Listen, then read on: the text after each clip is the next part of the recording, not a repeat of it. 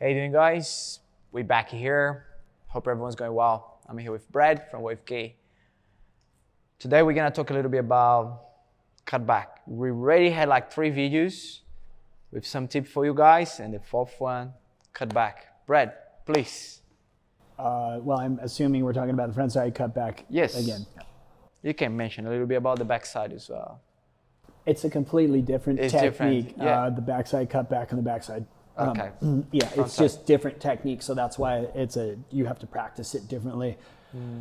But the cutback, I think where you see people lose speed, or they might do the cutback and then the second part of the cutback they slow down.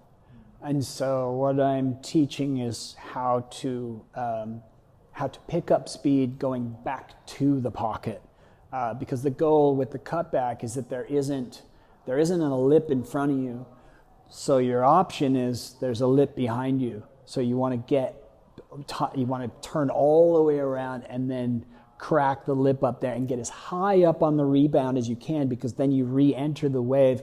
And when you're at the top of the wave, you have lots of options. You can go this way, you can go that way, you go there. When you finish the cutback at the bottom part of the wave, you don't have as many options. If the section folds in front of you, in order to get speed, you need to be back up at the top of the wave. So the goal is to rip the turn all the way around and then go straight up. It's similar to the top turn in that the body has got to, when you're on your toes, the body's got to do a bunch of stuff before you get on the heels. You can't just get on your heels and push. It's not a push. It's almost like a pull. There is some pushing, but there's pushing and pulling and releasing, extending, and how you extend over the top of the surfboard. It's so complex, the frontside cutback and the frontside top. There's so many moving parts that doing it in slow motion is almost like learning, like, I suppose, what a musician does when they're learning a new song. You know, you have to break it into these, especially if it's a complex song, you have to break it into these different parts, learn this part, and then learn this part, and then connect this part with that part, because you're transferring the weight from the toes to the heels, back to the toes again, and then back to the heels. It's pretty crazy what it does. But the cutback it's one of the most beautiful moves in surfing, and also one of the most stylish and sort of signature stuff, you know. And it's a bit like flying. And there's pressure. There's how much pressure. When I was younger and stronger and stuff, I put too much pressure and I slowed down, but I didn't recognize, where do I put the pressure? So I have the timing inside WAVEKI of when to put the pressure there. Now, each and every wave is different. So this isn't a memory thing, it's an awareness thing. Probably the same as jiu-jitsu, right? You wouldn't memorize everything and then come up against somebody.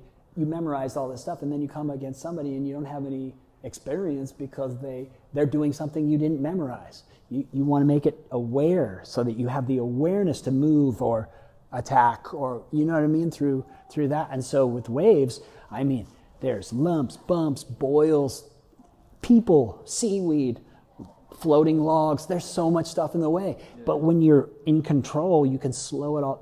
Actually, the better you get, which is probably the same in jiu-jitsu, the slower the person is coming to you, right?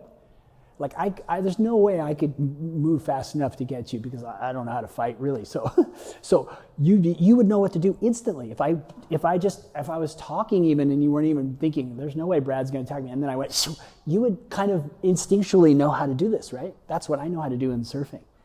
And plus your kung fu you done as well.